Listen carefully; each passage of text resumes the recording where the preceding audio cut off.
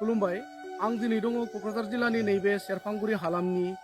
दावां बुथुवा होननाय दाबसे गामियावहाय बे हादान बेहाय रायजो जानाय बर'फ्रा खमैबो 30 बोसोरनि गोबांसिन जाबाय दा बे ओनसोलाव रायजो जानाय बर' रायजो राजाफोरा दैनि जेंनाजों गोलाव बोसोरनिफ्राय भुगिबोदों जों मिथिनानै मोननायाव बे गामिनि रायजो राजाफ्रा थांनाय बोसोरनिफ्रायहाय दैनि जेंनायाव बांसिनै भुगिनो गोनां जादों होनना जों मिथिना मोनदों दा बेनि गेजेरजों आङो नोंथांमोननो गंसे टिपकल एबा दमकलखौ दिन्थिनो थाखाय आं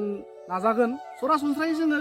टिपकल एबा दमकलखौहाय हानि सायाव गोजौ लेभेलाव नुयो नाथाय नैबे दावां बुथुवा गामिनि रायजो राजाफोरा दै जानो थाखाय हाखर जावनानै बे हाखर सिङावहायसो टिपकलखौ गायसननानै दै लोंनायनि बेबस्थाखौ खालामनानै लादों बे समाव आङो नैबे एखुथा रोखोमनि दावां बुथुवा गामिनि टिपकलखौ दिन्थिनो थाखाय नाजागोन नैबेबादिहाय हा लेभेलनिफ्राय हाखर जावनानै बेबायदि केमेरा पार्सनखौ दिन्थिनो थाखाय खावलायदों आङो नैबे टिपकल एबा दमकलनि थासारि नैबे गामिनि टिपकल जाय टिपकलखौहाय हा लेभेलनिफ्राय 10 फुटसो गोथौ जावखांनायनि उनावसो बेबायदि टिपकल बसायनानै बिथांमोना दैखौ जायो नाथाय अखा हादैनि दैजोंनो बेबायदि थासारियाव दङ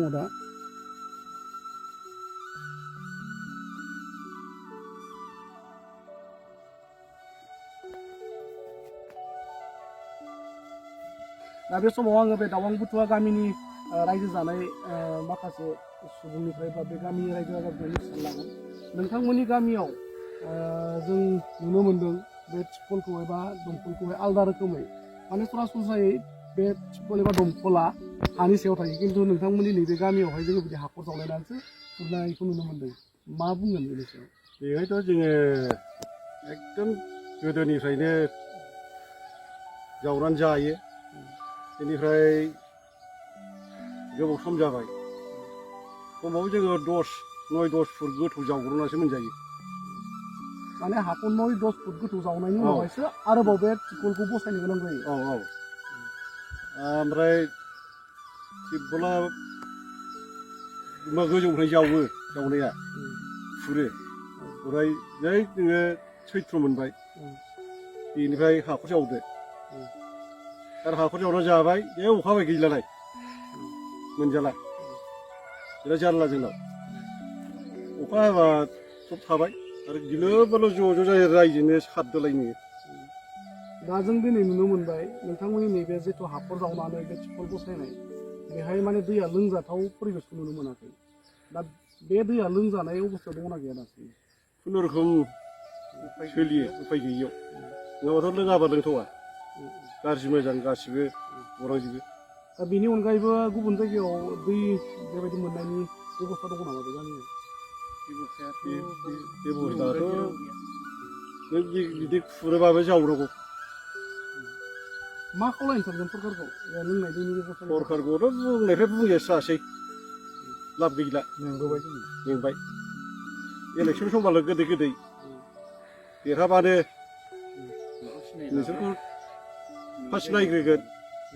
माबागोन होनफैसै लामाबा बिदिनो जाबाय हनै उननि जुगनिफ्रायनो मार्चआव होनो बिदिनो जानुवारियाव होनो बिदिनो दिन थाङो गैया दासिम लामा बिराद जारला दा मेसेंखायसो एसे सोलिसाबो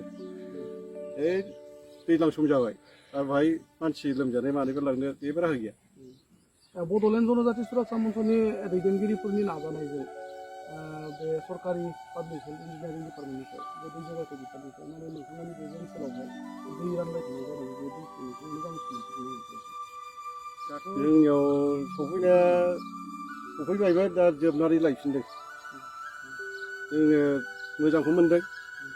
बेफोरबायदि अनग्रा दङबाथ' जोङो साबायखर बावगोन बेनो नोंथाङा दिनै साइकेलावनो बेबायदि दै रोगानाय जादों बेसेबां गोजाननिफ्राय दैखौ लाबोदों गैयाबाबो 2-3 किल'मिटारसो जायो जोंना न'आ उफाय गैयियाव दैखराबो दङ नै जोंना बिराद प्रब्लेम जायो नालाय बैयाव रायजोनि थाराफां खुरनाय गंसे दङ गैयाबाबो 30-40 घर दैखर मोनसेजोंनो सोलिनांगौ जानानै फैबाय आरोखि जोंनि गामियाव दा सरकारा अननानै दानि बे सलारनि माबा थाराफाम मोनसे स्किम फैयो बेफोरखौ अननानै होयोब्ला बिराद गाहाम जागौ आरो जोंनि थाखाय दा नोंथाङा बुंबाय 30-40 घरा गंसे थारा पाम्पा बे टिपकलनिफ्राय दै जायो दै जायो दा बेखौ खावनायाव बे 30-40टा न'खरनि मानसिया खावनायाव बेसेबांसो सम नेनांगौ जायो जायो मथा मथि गैयाबाबो आधा घन्टा सोरबा 1 घन्टासिम लाइन जानानै थानांगौ जायो उफाय गैया औ दा मा बेनि सिगां सोरबाफोर सरकारि दैदेनगिरिफोरा बे गामि ओनसोलाव फैनानै बेफोरनि जेंनानि सोमोन्दै खौरां लाफैफेरदों नामा? लाफैनाया दाखालि बे जोंना EM सार फेरेंगाया फैनानै बुंफैदोंमोन जे जोंनि बाहाय गंथाम माबा सलारनि मा होनो बेखौ सलार पेनेल होनोसै होननानै रायज्लायलांदोंमोन ओमफ्राय दा बेसेबां सैथो बेखौ उनावसो मिथिसिगोन। गायनानै होयोब्ला मोजां गायनानै होयोब्लाथ' जोंनि थाखाय बिराद रायजोफोरनि थाखाय बिराद मोजां आरो बे खामानिया। दा समनि रादाब नायगिरि नोंथांमोना नुनो मोनबाय नैबे ओनसोलनि रायजो राजाफोरा दै बा लोंनाय दैनि जेंनानि थाखाय गोबां भुगिनो गोनां जाबोदों। सोरखारनिसिम बिथांमोना आर'ज बांद्रायखौ लुबैयाखै जों मावनानै जाग्रा नैबे ओनसोलनिया सरकारनिफ्राय खालि लोंनाय दैनि बेबस्थाखौ खालामना होजानो लुबैदों। दा बेजों लोगोसे आं दिनै बेखिनियावनो दोनथ'बाय। गोजोन्थों।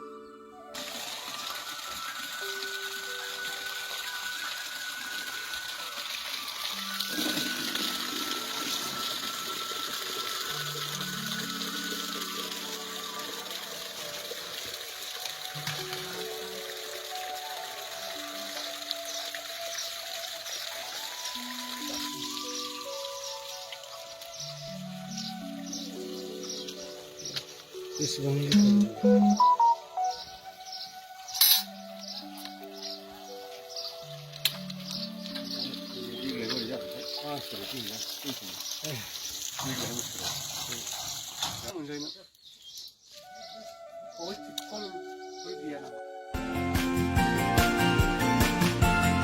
हायर सेकेन्डारि उथ्रिनाय फरायसाफोरनि थाखाय गोजोनथाव खौरां। BSAT सेमिस्टारनि थाखाय गबिन्द बसुमतारी कलेजाव मुं थिसननाया सोलिगासिनो। गिबि मुं थिसननाय 100 फरायसाफोरनि थाखाय स्पेशल अफार आरो गुबुन गुबुन रोखोमनि बेसेन नाङै क्लासनि खाबु होनानै मुं थिसननायनि हाबाफारिया गबिन्द बसुमतारी कलेजाव सोलिगासिनो। फरायसाफ्रा गावनि गोसो बायदि साबजेक्टफोरखौ सायख'नानै लानो हागोन। लोगोसे basic computer class, self defence, spoken English class बायदि खाबुफोरखौ फरायसाफ्रा बेसेन नाङाजासे लानो हागोन। बे कलेजाव गासैबो फरायसाफोरनि थाखाय फ्रि बासनि सार्भिसनि राहा आरो बिजाब बाख्रिनिबो राहा दं। आरो बे खेबनिफ्राय भिउ सेन्टार अदेबानि एग्जाम सेन्टार महरै फरायसाफ्रा गबिन्द बसुमतारी कलेजावनो आनजाद होनो हागोन। गबिन्द बसुमतारी कलेजाव एसेल' बेसेनावनो मुं थिसननानै कलेजनि राहानि खाबुफोरखौ लानो हागोन। रोखायै मिथिनो थाखाय फारियै होनाय जानबुं नाम्बाराव कन्टेक्ट खालामनो हागोन।